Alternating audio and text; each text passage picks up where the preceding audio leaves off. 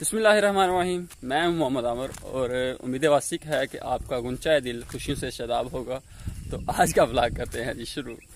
तो सीन्स कुछ ऐसे हैं कि मैं और मेरा एक क्यूट सा भतीजा, ये क्यूट सा भतीजा हमारा, हम आए हैं अपनी मोटर पे, जहाँ पे हम अपनी हवेली बना रहे हैं, लेकिन अभी बन नहीं रही क्योंकि बारिशें शुरू हो गई हैं काफ़ी दिनों से, 3-4 दिन हो गए हैं, तो काम स्टॉप हो गया। तो बहुत सारी बातें करनी है आपसे, बहुत सारे शिकवे गिले हैं आपके भी, तो वो सब सुनेंगे इंशाल्लाह कमेंट्स में, आप बताएं। और बहुत सी बातें मुझे आपसे करनी है, बहुत सी स्टोरीज आपसे शेयर करनी है। तो मैं ये नहीं कहूँगा कि मैं रेगुलर हो गया हूँ फिर से, लेकिन इंशाल्लाह अभी मैं कहने के बगैर रेगुलर होने वाला हूँ। तो आज का व्लॉग बहुत इंटरेस्टिंग है और इसमें मैं आपको बहुत ज़्यादा इंटरेस्टिंग स्टोरी सुनाने वाला हूँ, क्योंकि ये स्टोरी मेरी अपनी है, इसलिए मुझे सुनाने में बहुत मज़ा आएगा और आपको सुनने में बहुत मज़ा आएगा। तो चलिए कैमरे को करते हैं किसी अच्छी सी लोकेशन पे सेट और आज की स्टोरी का आगाज़ करते हैं, और बाकी व्लॉग्स तो आते रहेंगे। पहले मैं आपको मौसम के हालात बताता हूँ कि मौसम कितने दिनों से कैसा है। 3 दिन पहले हमारे इधर बहुत ज़्यादा गर्मी थी और अल्हम्दुलिल्लाह 2 रातों से बहुत ज़्यादा बारिश हो रही है और 2 रातें लगातार बारिश हुई है। और आज 14 अगस्त है, यानी कि 14 अगस्त, आज़ादी मुबारक आप सबको मेरी तरफ से, आज़ादी मुबारक। पाकिस्तान जिंदाबाद।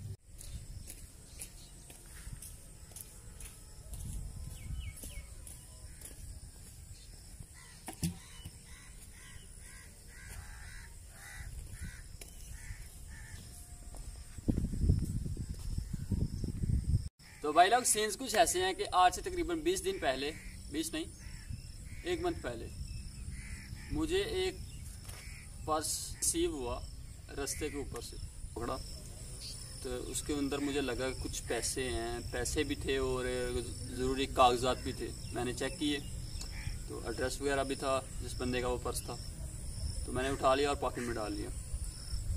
तो पूरा दिन मैंने काम किया अपना। जब मैंने काम ख़त्म किया तो मैंने सोचा कि चलो ये पर्स जिसका है उसके घर पहुंचा देता हूं। तो अब आपके जहन में ये ख्याल होगा कि भाई किसी बंदे को पर्स मिलता है तो उसके अंदर पैसे भी होते हैं, और कागजात तो चलो किसी काम के नहीं होते, लेकिन पैसे तो हर बंदे के काम के होते हैं, तो वो वापस क्यों पहुँचाएगा। हमारा जो माशरा है वो यही सोच रहा है कि अगर किसी बंदे को पर्स मिला है तो वो उसका, भाई जिसके पैसे गिरे हैं या जिसके उसके अंदर डॉक्यूमेंट्स है वो उसका, उसके ऊपर अभी कोई हक नहीं है। जिसको मिल गया वो उसका वारिस बन गया, तो ऐसी बात नहीं है। तो ये अपनी नीयत पे डिपेंड करता है कि आप क्या करना चाहते हो उसके साथ। तो ये स्टोरी यहाँ से शुरू हुई है कि मुझे वो पर्स मिला और मैंने वो पॉकेट में डाल लिया, और मेरा जो जहन था उसी वक्त पर्स को देखते ये था कि भाई जिसका ये है मैं वहाँ तक, उसके घर तक इसे पहुँचाऊँगा। तो मैंने जॉब ख़त्म की और शाम को मैं उस बंदे के गाँव गया, और मैं खुद उसके सामने शो भी नहीं हुआ, मैंने किसी अपने दोस्त के थ्रू ऊपर से उसके घर तक पहुंचा दिया। तो ये स्टोरी यहाँ पे ख़त्म नहीं हुई भाई, स्टोरी का दूसरा पार्ट भी है, वो भी दिखाते हैं। तो इस कहानी का जो दूसरा पार्ट है वो बहुत ज़्यादा इंटरेस्टिंग है, उससे बहुत गौर से सुनना अपने।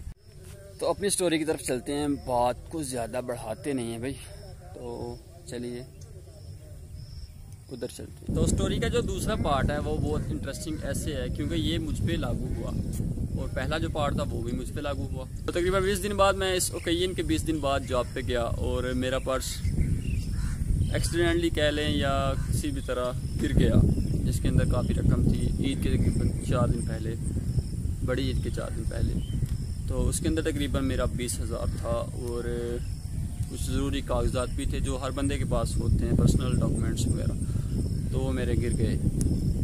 अभी आप सबके जहन में होगा कि जैसे मैंने दूसरा लड़के का पर्स उसके घर तक पहुंचा दिया तो मेरा पर्स भी मेरे घर तक पहुंच गया होगा, लेकिन ऐसा अभी तक कुछ नहीं हुआ, क्योंकि मेरे पर्स को गिरे हुए तकरीबन 15 दिन हो गए हैं और अभी तक ऐसा कुछ नहीं हुआ। मैं ज़्यादा लंबी स्टोरी में नहीं जाऊँगा कि मेरा पर्स कैसे गिरा और क्यों गिरा, गिरना नहीं चाहिए था, मेरी खुद की लापरवाही थी या कुछ भी, लेकिन मसला वो नहीं है। मसला ये है कि पर्स घर तक क्यों नहीं आया। अगर वहाँ गिरा है तो मैंने 1 मिनट से पहले रैपिड जो है ना, वो कह लें कि बैक किया बाइक को, वहाँ पे देखा कहीं पे मुझे नज़र नहीं आया, और जो लोग वहाँ से गुजरे थे तो 1 मिनट के अंदर वो ले गए। मसला ये है हमारा मुल्क तरक्की क्यों नहीं कर रहा, उसका इसके साथ बहुत बड़ा कनेक्शन है। क्योंकि जब हम किसी का हक खाना शुरू कर देंगे और किसी की चीज़ को अपनी चीज़ समझना शुरू कर देंगे, किसी के हक पे किसी की चीज़ पे अपना हक जताना शुरू कर देंगे, तो हमारी तरक्की फिर काफ़ी दूर है भाई। तो मेरा कहने का मतलब ये नहीं है, मुझे अल्हम्दुलिल्लाह अभी कोई दुख नहीं है कि मेरा पर्स क्यों गुम हुआ, और मेरे अंदर जज्बा ईमानी है कि आइंदा भी आने वाले वक्त में भी अगर मुझे किसी की चीज़ मिली रोड के ऊपर पड़ी तो मेरी कोशिश यही होगी कि मैं उसके घर तक पहुंचाऊं।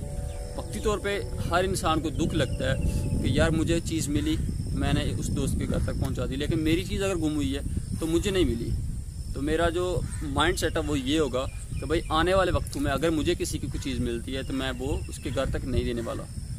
वहाँ वक्ती तौर पे बंदा ये सोचता है, लेकिन अल्हम्दुलिल्लाह मेरा माइंड बिल्कुल क्लियर इस वक्त भी है।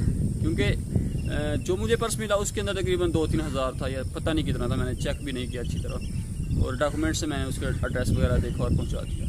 लेकिन उसके अंदर मेरे पर्स के अंदर तकरीबन 20 हज़ार के करीब थे, और जिसको भी मिला अल्लाह उसको खुश रखे, पर उसको सोचना चाहिए था, ये देखना चाहिए था कि बंदे के जज्बात क्या होंगे अगर मैं उसके घर तक पहुंचा दूंगा, वो खुश कितना होगा।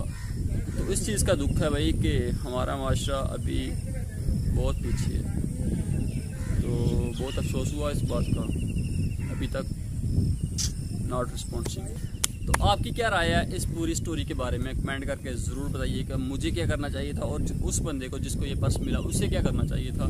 तो अपनी जो जेन्युइन राय है वो दीजिए, मेरे हक में ना बात कीजिए, लेकिन जो आपके दिल से आवाज़ निकलती है भाई कि अगर मैं उसकी जगह होता या मेरी जगह आप होते तो आप क्या करते, ये भी कमेंट करके ज़रूर बताइएगा। पता है मुझे बहुत दिनों के बाद ऐसी स्टोरी लेके आया हूँ और व्लॉग भी नहीं आ रहे, तो इंशाल्लाह अभी कोशिश है कि जल्दी रेगुलर होंगे और ज़िम्मेदारी से काम करेंगे और आपको खुश रखेंगे।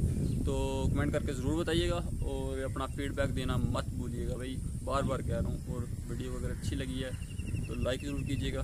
मिलते हैं नेक्स्ट वीडियो में, तब तक के लिए मोहम्मद अमर को दीजिए इजाज़त। अपना बहुत सारा ख्याल रखिएगा, दुआओं में मुझे याद रखिएगा। आज़ादी मुबारक। अल्लाह हाफिज़।